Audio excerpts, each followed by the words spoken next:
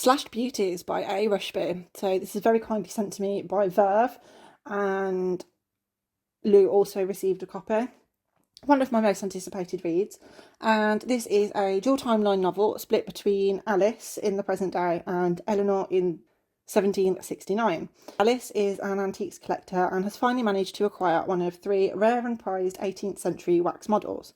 Known as Anatomical Venuses or Slashed Beauties, these models were anatomically accurate replicas of beautiful young women used to keep the attention of medical students during that time period. Alys is offered a vast sum of money by the current owner to transport this model, known as Elizabeth, out of Seoul and then to destroy her. Legend and previous owners state that these figures are cursed and come to life to murder men guilty of misdeeds towards them. Eleanor is a young, inexperienced country girl who has run away to London with her beloved with the intentions of them starting a new and better life together. But upon finding herself abandoned in the Vauxhall Pleasure Gardens, she is approached by the alluring and enigmatic Elizabeth. She's offered a life of untold wealth to join Elizabeth and her protégée Emily in starting an upmarket brothel known as a Seoul. All three women are hiding disastrous secrets, and desperate times land them in the hands of a mysterious anatomist. This is an incredibly beautifully written novel that weaves the lives of these past and present women together and tells their tragic stories in such an atmospheric and haunting way. However, it wasn't quite what I was expecting, as the majority of the historical part focuses more on the lives of the three women rather than their alleged misdeeds. I think personally I would have enjoyed it slightly more if we got more of a look into their kind of murderous ways. A lot of the supposed twists were actually fairly predictable, and I did guess the main reveal fairly soon into the book. I do think, however, that it's a very bold statement on how women of the time were, and to some degree still are, treated by men, and how unusual it was to be as bold and outspoken as Elizabeth is.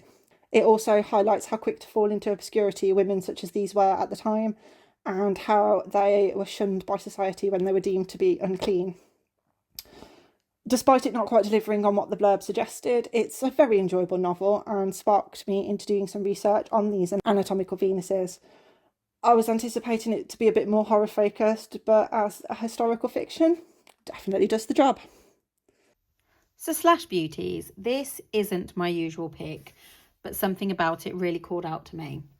I read the blurb and was immediately intrigued by the premise. Cursed anatomical Venuses, so highly coveted 18th century wax models that are anatomically accurate replicas of beautiful young women, and they're created to hold the attention of medical students. And the legend is that they come to life to murder men guilty of wrongdoing. This sounded fascinating. However, it's not quite what I got. Slashed Beauties is written across a dual timeline split between Alys in the present day and Eleanor in 1769. Alys is an antiques dealer who is offered a hefty sum of money to transport one of the Venuses, Elizabeth, from Seoul back to London, on the condition that she destroys her upon arrival. You've then got Eleanor, who is a young and inexperienced girl in the 1700s who has run away with her beloved to London in search of a better life. She is then approached by this beautiful and wealthy woman, Elizabeth, and alongside Elizabeth's protégée, Emily, is offered a life of luxury, but on the condition that Eleanor allows Elizabeth to take control of her future and her destiny and everything that comes with it. This was well written, and both timelines were interwoven nicely.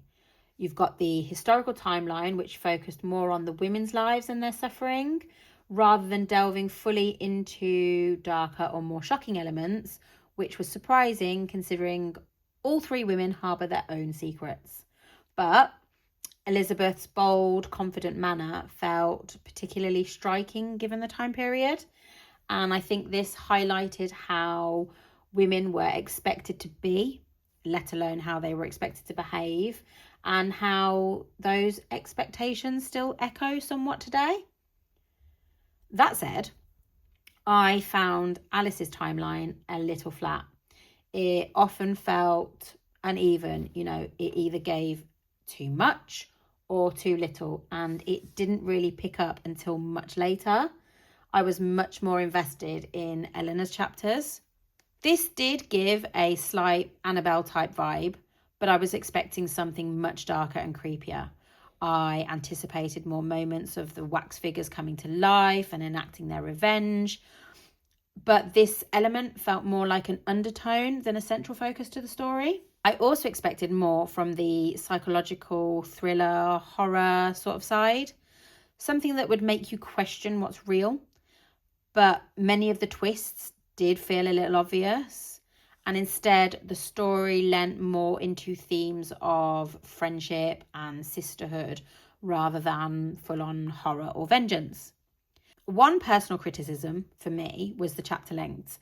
They didn't quite work for me and often pulled me out of the story, especially in the slower moments. It disrupted the pacing and made it harder for me to stay fully engaged. But overall, I did enjoy this. It just wasn't as dark or unsettling as I had hoped. The premise really drew me in, but the execution didn't quite deliver on that promise. That said, this is still atmospheric, it's still compelling, and ultimately it was a satisfying read. And I would recommend it. It's just, I would say, more for the historical fiction element than for anything truly sinister.